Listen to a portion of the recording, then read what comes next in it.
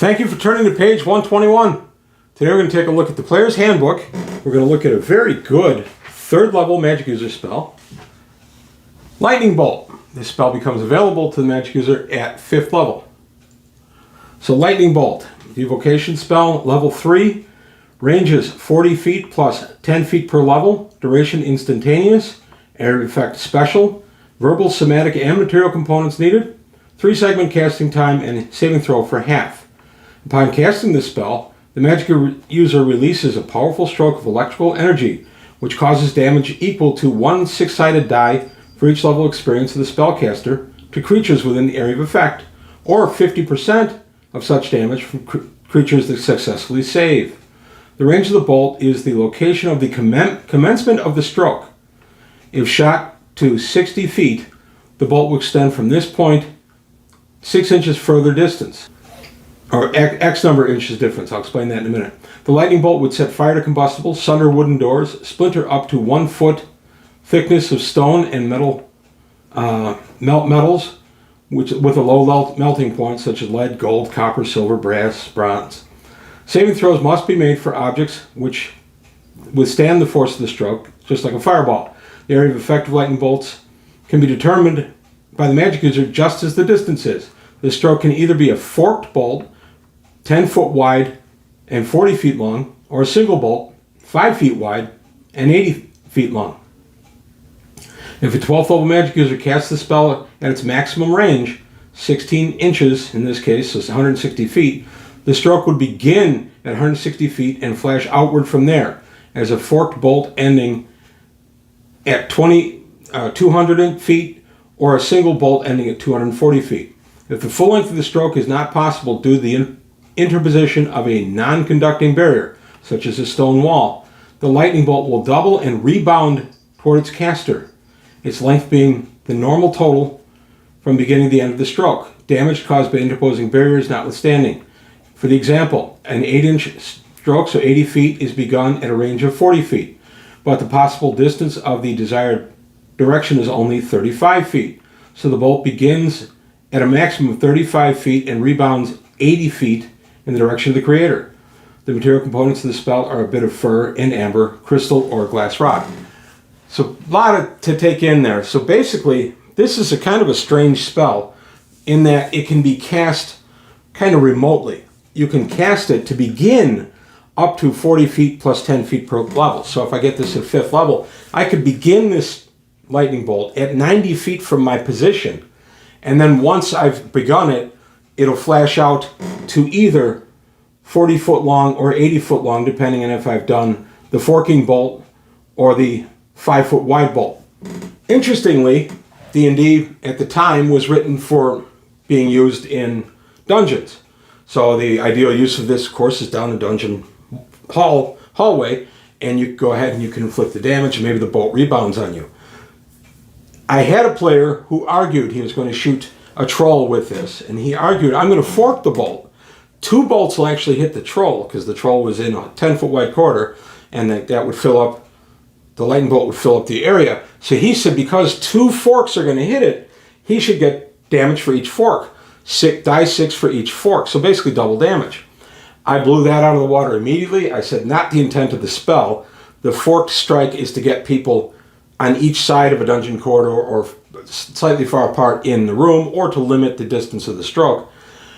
I disallowed that immediately. I did give him props for trying. It was a good try, but it's not one that I really felt had any real merit.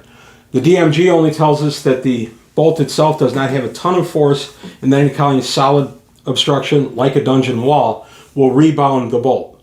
Interestingly, I had a magic user one time who was up against, again, it was a couple of trolls. He decided that the corridor itself being 30 feet, he decided he would go ahead and he would make the bolt for 80 feet. And I said, well, wait a minute, it's going to hit, it's going to rebound back, and you're going to be caught in it. And he said, that's okay. It'll get them twice. And now the math didn't really work out because it should have rebounded off the wall behind him. But in any case, I let it stand, and I thought, well, good for him for thinking about it. It's an interesting argument. So he fired the bolt went through the trolls, did the damage, rebounded off the wall, came back through the trolls, I did allow the damage again because it does say it comes back. And then he took the damage as well. Everything made their saving throws. Everything was good. I did 2 separate rolls for damage and 2 separate saving throws for the trolls. And the magic user had to make his own saving throw. I thought that was kind of neat. I thought it was an innovative use of the spell. I made it clear to my players that I would not have them jobbing the spell to get the maximum damage out of it possible by constantly rebounding it and doing all the geometry and figuring out where a rebound would go or something like that. And they were fine with it. But my general rule as a DM has been, if a player comes up with something innovative, then I generally will reward it at least the first time they do it, and then just make it clear what the ruling will be from then on. So I'm going to go ahead and set up just a little setup for us to show what exactly the bolt can do and how you can use it. And I'm going to use my good buddy a troll to do it. So we have my setup here, and we have a troll attacking the magic user. The magic user decides his best defense is going to be a lightning bolt. He's going to shoot the lightning bolt at the troll. Now he can have it start at his fingertips, go as a 40-foot stroke. He could start the stroke and it would be 10, 20, 30, 40, 50, 65 feet to the wall. So you can go ahead and do the 40-foot bolt, which would be the forked one, and the 40-foot bolt would hit the troll and then dissipate. Or you could do the 80-foot bolt. It would go through the troll, a bolt. It would go through the troll. I would not allow the rebound, since I've kind of outlawed that, and do the damage that way. If he threw 24 points of damage for the lightning bolt, then the troll would get a saving throw for half damage. If he makes the saving throw, it's 12. If he doesn't, then he eats the 24. That's really as simple as it is. Now, the troll is coming around the corner. The mage is further back. The mage decides he's going to go ahead and do an 80-foot bolt, and he can strike it, and then it'll still rebound, and again, I won't give the damage, but he can do it. But the other thing he could do, if they were in an open area, is theoretically, and I had a player argue this, and I really couldn't disagree, but if the magic user was here, and the troll was here, and there's a corridor down here, so if it was something along these lines, and the magic user was back here, he said he would have the magic user cast the bolt and have it go in at an angle. And I said, wait a minute, what are you talking about? And he said, well, it doesn't state that it has to go straight from the point where the bolt starts. And I thought about that for a little bit, and I thought, you know, he's got a point. It doesn't have to go straight. So setting all this up, what he wanted to do was cast the bolt here and then have the stroke start within his line of sight here, but go this way. Instead of coming straight down the corridor, he felt he should be able to start the point here and bring it this way. And at first I started to say, oh, no, that's not how it works. And I thought about it, and I thought, well, the spell itself doesn't really say anything about where the point of origin is and what direction it has to face. So at my table, we ruled that yes, that is a legal use, but the point of origin must be visible.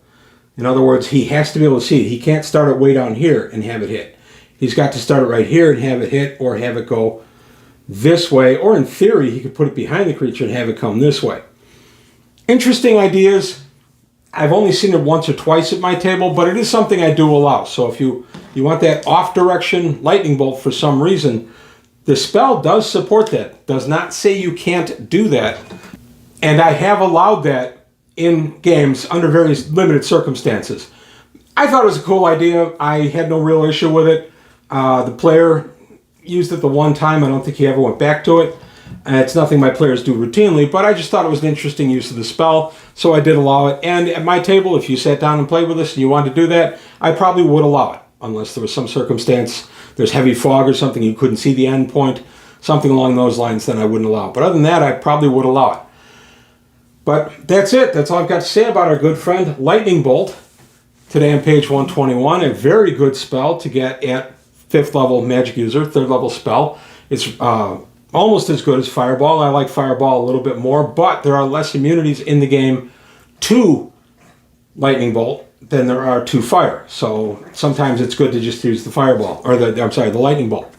But But that's all I've got to say today on page 121. I want to thank you for your time. Thanks for watching. If you enjoyed the video, please like and subscribe. Leave some comments below. Tell your friends. Let's keep growing the channel. Take a look at the Patreon, see if you can help me out there. And I'll see you next time on page 121.